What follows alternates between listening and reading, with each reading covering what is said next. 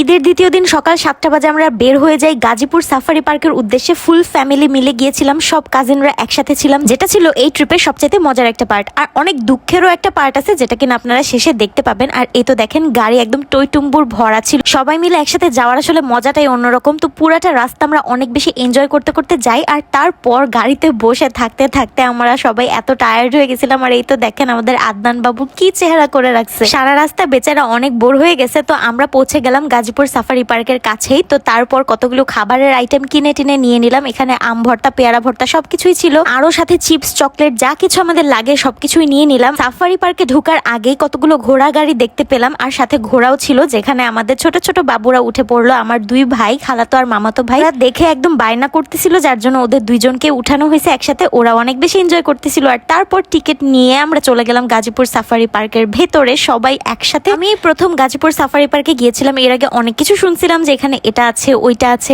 বাঘ ভাল্লুক সবকিছুই দেখা যায়, যেটা আমরা অনেক প্ল্যান করে গেছিলাম, কিন্তু আমাদের সাথে ট্র্যাজেডি হয়ে গেছে। সেটা আপনারা অবশ্য দেখবেন সামনে। তো সবাই মিলে ঢোকার পর, অনেকগুলো ফটো ক্লিক করার পর আমরা ঢুকে গেলাম সাফারি কিংডমে। এখানে মোটামুটি ভালোই ভিড় ছিল, তারপরও সহজেই টিকিটটা পেয়ে যাই। আমরা একসাথে 15 জনের টিকিট নিয়ে ঢুকে পড়ি সাফারি কিংডমে এক একটা পশু পাখি দেখার জন্য। প্রথমে গিয়েছিলাম মাকাওয়ের খাঁচায়, মাকাও দেখার জন্য। আমি জীবনের প্রথম মাকাও নিজ চোখে দেখছিলাম, মানে সিরিয়াসলি অনেক ভালো লাগছিল। আর জীবনের প্রথম মাকাও আমার কাঁধে বসছে, মানে সিরিয়াসলি এই ফিলিংসটা একদম অন্যরকম ছিল। মাকাওয়ের খাঁচায় এত বেশি একটা ভিডিও করতে পারিনি, অনেক মানুষ ছিল। তারপর আমরা চলে আসি প্যারট দেখার জন্য। এদের মাঝে আবার ড্যান্সিং কাকাতুয়া পাখিও ছিল, এই পাখিটা ডান্স করতেছিল। আমি ভিডিও অন করার পরই থেমে গেল, অনেক সুইট ছিল। আর এই মহারাজটা গেটের সামনে বসে পাহারা দিচ্ছিল। পাখিগুলো দেখতে আমার অনেক বেশি ভালো লাগছে। তারপর অনেক কৌতূহল নিয়ে ঢুকে গেলাম অ্যাকুরিয়ামের সেকশনটাতে। অনেক আশা নিয়ে ঢুকছিলাম, কিন্তু এত বিরক্ত লাগছে আমার এই পার্টটা, একদমই ওয়েস্ট অফ টাইম ছিল। ভেতরে যেমন গরম, কোনো এসির সিস্টেমই নাই। আর মাছগুলো এত স্পেশাল কিছুও না, এইসব মাছ আমরা সচরাচর অনেক জায়গায় দেখতে পাই গেলে। তারপরে ঢুকে যখন গেছে, এত ভিড় ভাট্টার মাঝে গিয়ে কতগুলো ভিডিও করে নিলাম আপনাদেরকে দেখানোর জন্য আর কি। কয়েকটা ভিডিও ক্লিপ নিয়ে আমি হাফ ছাড়তে ছাড়তে বাহিরে বের হই। আর বাহিরে এত